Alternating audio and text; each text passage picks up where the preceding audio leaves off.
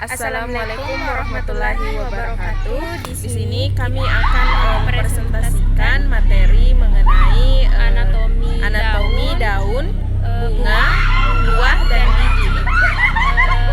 Yang pertama itu daun. Daun adalah organ utama untuk fotosintesis, proses pembuatan makanan pada tumbuhan.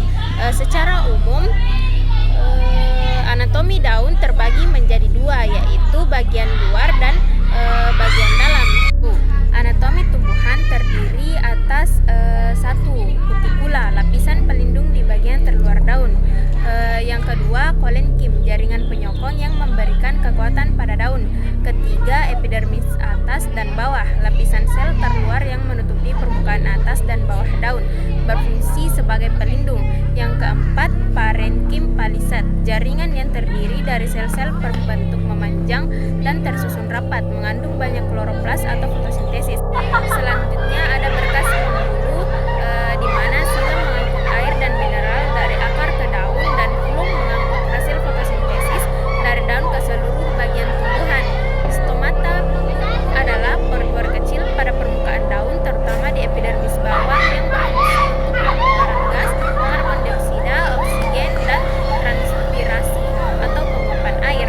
Yang selanjutnya ada sel penjaga, yang merupakan dua sel berbentuk ginjal yang mengelilingi stomata, mengatur pembuka dan menutupnya stomata. Yang terakhir adalah parenkim spons, jaringan dengan banyak ruang udara di antaranya. Terletak di bawah parenkim palisad, juga terlibat dalam fotosintesis dan pertukaran gas. Baik, melangkah ke materi selanjutnya, yaitu bunga, di mana bunga adalah organ reproduksi pada tumbuhan berbiji yang berfungsi untuk menarik penyerbuk dan menghasilkan biji. Bagian-bagian bunga dapat dikelompokkan menjadi bagian steril atau perhiasan bunga, dan bagian fertil atau alat reproduksi. Lapisan-lapisan dari dinding artera, yang pertama epidermis, di mana epidermis merupakan lapisan terluar yang berfungsi sebagai pelindung. Yang kedua ada endotesium, yang merupakan lapisan di bawah epidermis yang membantu dalam pecahnya antera. Middle layer atau lapisan tengah merupakan lapisan nutrisi sementara.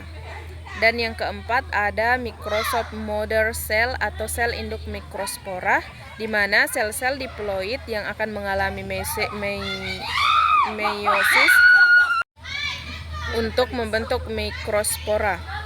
Yang kelima ada konektif, yaitu jaringan yang menghubungkan lokus antera. Selanjutnya adalah anatomi buah. Buah adalah perkembangan lanjutan dari bakal buah setelah pembuahan. Selanjutnya adalah struktur anatomi buah. Yang pertama ada perikarp, daging buah, perkembangan dari dinding buah. Yang kedua ada epikarp, lapisan terluar buah. Yang ketiga ada mesokarp, lapisan tengah buah. Dan terakhir adalah endokarp, lapisan paling bawah buah. Baik, yang terakhir ada biji. Biji merupakan alat reproduksi utama tumbuhan yang mengandung calon tumbuhan baru atau embrio dan cadangan makanan.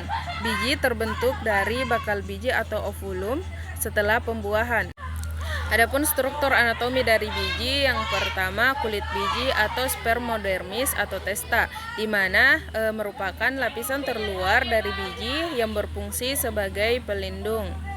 Yang kedua ada calon akar atau radikula, yang dimana bakal akar pertama yang akan tumbuh.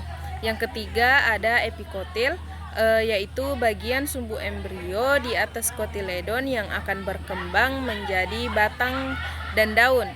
Yang keempat dan terakhir adalah hipokotil, bagian sumbu embrio di bawah kotiledon yang akan berkembang menjadi bagian bawah batang.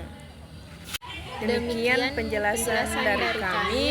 Lebih dan kurangnya mohon dimaafkan. Wabillahi taufiq wal hidayah. Assalamualaikum warahmatullahi wabarakatuh.